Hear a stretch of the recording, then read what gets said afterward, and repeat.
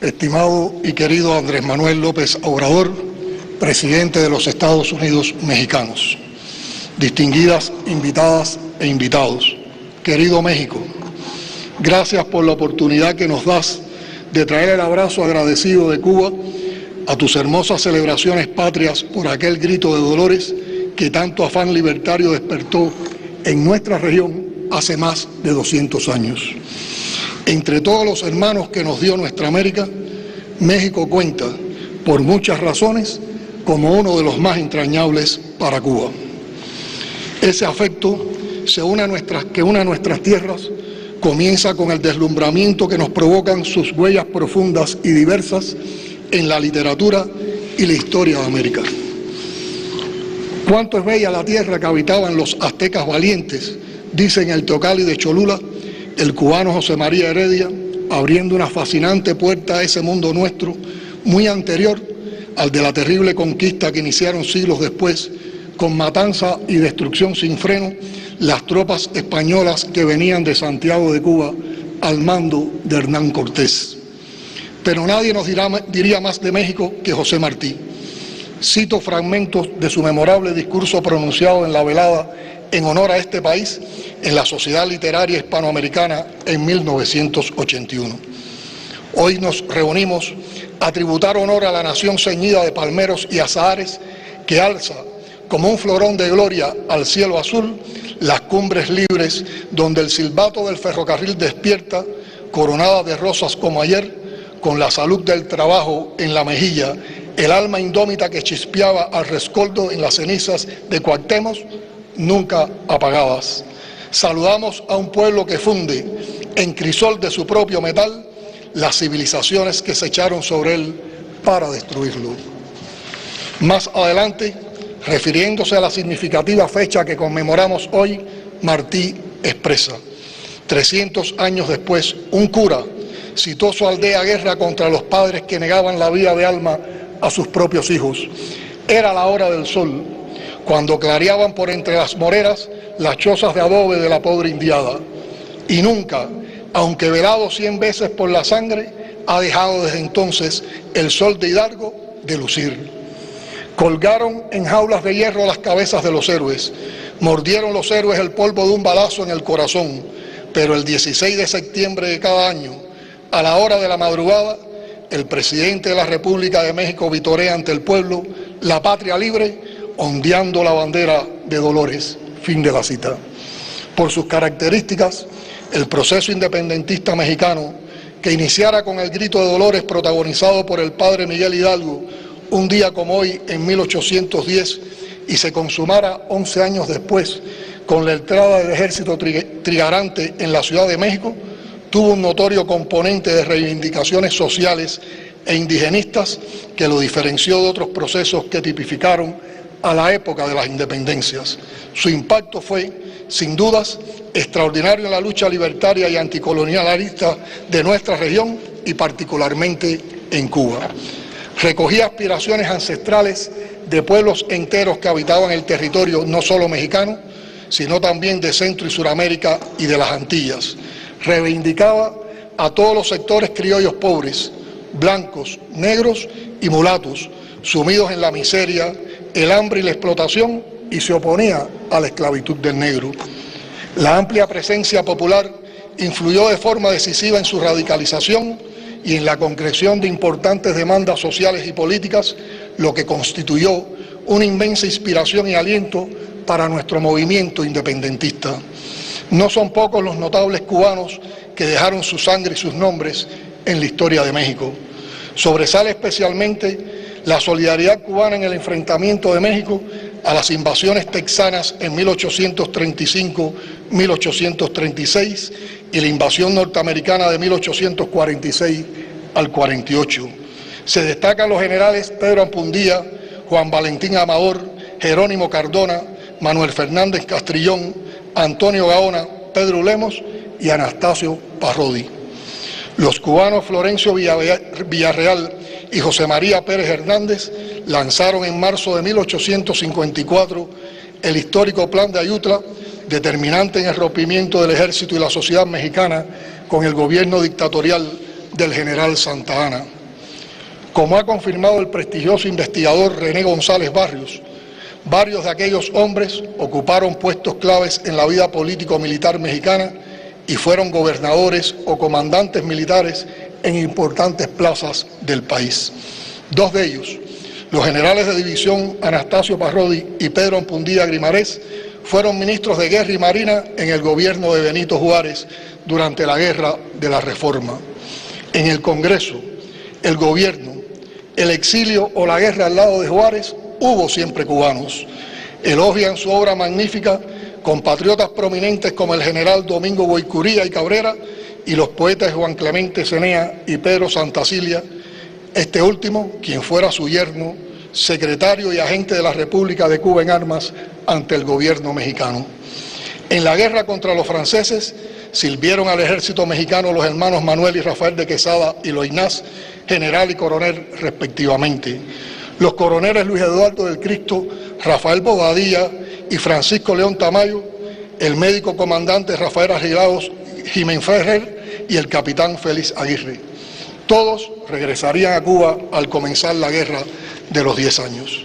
Fue México entonces el primer país en reconocer nuestra lucha armada y en abrir sus puertos a los barcos con la bandera de la estrella solitaria. Lo aprobó el Congreso, lo sentenció Juárez y lo agradeció Carlos Manuel de Céspedes, el presidente de la República en armas, en carta memorable a su par mexicano, y cito: altamente satisfactorio que México haya sido la primera nación de América que hubiese manifestado así sus generosas simpatías a la causa de la independencia y la libertad de Cuba. Una de las principales tareas que entonces cumpliría Pedro Santacilia con el consentimiento de Juárez fue enviar a Cuba un selecto grupo de militares mexicanos para contribuir a la formación y entrenamiento del naciente Ejército Libertador. Los mexicanos brillaron en los campos de Cuba y sus proezas inspiraron a la tropa y a cuantos oyeron hablar de ellas. Otra vez dejó el padre de la patria cubana constancia de aquella entrega en carta al Benemérito de las Américas. Escribe Céspedes: algunos caballeros mexicanos han venido aquí y han derramado su generosa sangre en nuestro suelo y por nuestra causa, y todo el país ha mostrado su gratitud por su heroica acción. Dos de aquellos bravos militares mexicanos, veteranos de la Guerra de la Reforma y la contienda contra el Imperio francés, llegaron a ostentar los grados de general de brigada del Ejército Libertador cubano y conformaron parte del cuadro de sus principales jefes, José Inclán Risco y Gabriel González Galván. Queridas amigas y amigos, por esa memoria entrañable que compartimos, nos estremecen e inspiran estos actos que reverencian la historia y volvemos una y otra vez sobre cada línea escrita para México por José Martí, quien enlaza para siempre a nuestras dos naciones en toda su obra, pero especialmente en las cartas a su gran amigo mexicano Manuel Mercado.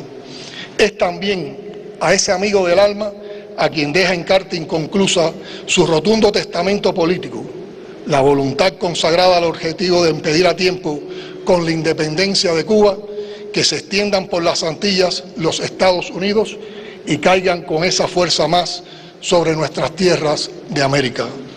Años antes, en camino a Veracruz, Martí deja escrito: oh México querido, oh México adorado, ve los peligros que te cercan.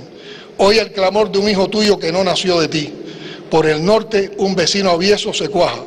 Tú te ordenarás, tú entenderás, tú te guiarás. Yo habré muerto, oh México, por defenderte y amarte. Aquí murió por la revolución el joven comunista Julio Antonio Mella, asesinado en una calle de esta misma ciudad, en la que se conocerían años después Ernesto Che Guevara y Fidel Castro Ruz por intermedio de su hermano Raúl. Aquí se entrenaron y organizaron su expedición los jóvenes de la generación del centenario. Aquí forjaron amistades y afectos que aún perduran y que se inmortalizaron en una canción que es como un himno de aquellos tiempos épicos, La Lupe, de Juan Almeida Bosque.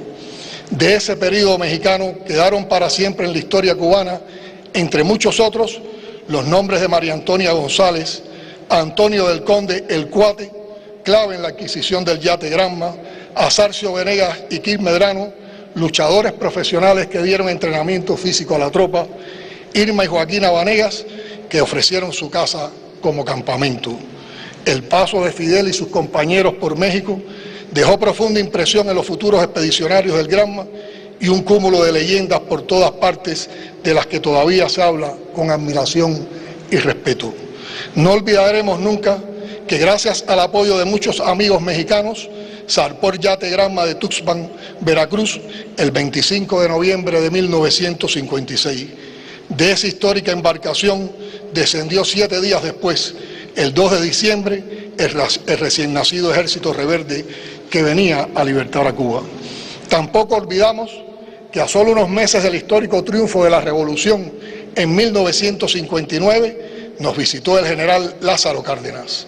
Su voluntad de estar junto a nuestro pueblo a raíz de la invasión mercenaria por Playa Girón en 1961 marca sensiblemente el carácter de nuestras relaciones. Fiel a sus mejores tradiciones, México fue el único país de América Latina que no rompió relaciones con la Cuba revolucionaria cuando fuimos expulsados de la OEA por un mandato imperial. A lo largo de los años, jamás se ha quebrado lo que la historia unió indisolublemente. Nuestros dos países han honrado sus políticas soberanas al margen de cercanías o distancias entre los gobiernos.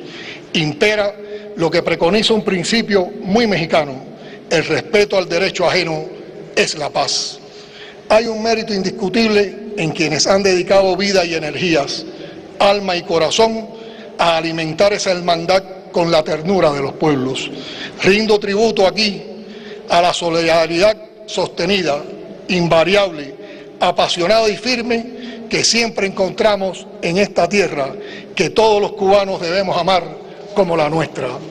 Lo dijo el apóstol cubano, quien además dibujó con su prosa colorida un retrato fiel de este pueblo generoso al afirmar: como de la raíz de la tierra le viene al mexicano aquel carácter suyo, sagaz y señorial, pegado al país que adora, donde por la obra doble de la magnífica naturaleza y el dejo brillante de la leyenda y la epopeya, se juntan en su rara medida el orden de lo real y el sentimiento romántico. Desde aquellas palabras hasta hoy, no ha dejado de crecer el patrimonio común levantado por una infinita lista de prestigiosos intelectuales y artistas de ambas naciones. Nos unen la literatura, el cine, las artes visuales, el bolero y el mambo. Podría decirse que el significativo intercambio cultural entre México y Cuba alcanza todas las manifestaciones de la cultura en su más amplia sección, por cuanto no es menos influyente la relación en el deporte, especialmente el béisbol y el boxeo, donde la conexión se da tan natural y profunda que por momentos se pierde el origen exacto de obras y hechos, y hay que concluir que proviene de ambos. Amigas y amigos, por esas y otras razones que no caben en un discurso necesariamente breve, es un gran honor participar en el desfile militar que conmemora el inicio de la lucha por la independencia de México y expresar nuestros sentimientos ante su gobierno y su pueblo. Lo hago consciente de que es un reconocimiento a los lazos históricos y de hermandad existentes entre México y Cuba, una muestra genuina de aprecio, cariño y respeto que agradezco profundamente en nombre de mi pueblo. La decisión de invitarnos tiene un valor inconmensurablemente mayor en momentos en que sufrimos los embates de una guerra multidimensional, con un bloqueo criminal recrudecido oportunistamente, con más de 240 medidas, en medio de la pandemia de la COVID-19, que tan dramáticos costos tiene para todos, pero en particular para los países de menor desarrollo. Estamos enfrentando paralelamente una agresiva campaña de odio, desinformación, manipulación y mentiras, montada sobre las más diversas e influyentes plataformas digitales, que desconoce todos los límites éticos. Bajo el fuego de esa guerra total, la solidaridad de México con Cuba ha despertado en nuestro pueblo una mayor admiración y el agradecimiento más profundo. Permítame decirle, querido presidente, que Cuba recordará siempre sus expresiones de apoyo, su permanente reclamo por el levantamiento del bloqueo y porque se convierta el voto anual de Naciones Unidas en hechos concretos. algo que su país ha cumplido de forma ejemplar para con nuestro pueblo. Agradecemos profundamente la ayuda recibida en insumos médicos y alimentos para paliar los efectos combinados del acoso económico y la pandemia. Hermanas y hermanos mexicanos, ante la compleja situación epidemiológica que enfrenta el mundo, la solidaridad y la cooperación entre nuestros pueblos adquiere mayor trascendencia. Por esa razón, nuestros profesionales y técnicos de la salud no dudaron en acompañar en cuanto fue necesario al pueblo mexicano y volveremos a hacerlo siempre que lo precisen. Reconocemos el excelente trabajo desempeñado por México al frente de la presidencia pro tempore de la Comunidad de Estados Latinoamericanos y Caribeños, mecanismo de genuina vocación latinoamericana y caribeña destinado a defender la unidad en la diversidad de nuestra América frente al proyecto de recolonización neoliberal que nos intentan imponer. Como expresara Fidel en un acto de amistad cubano-mexicana celebrado el 2 de agosto de 1980. Nada soportaremos contra México, lo sentiremos como propio. Sabremos ser fieles a la amistad que han forjado siglos de historia y de hermosos principios comunes. ¡Viva México! ¡Viva la amistad entre Cuba y México!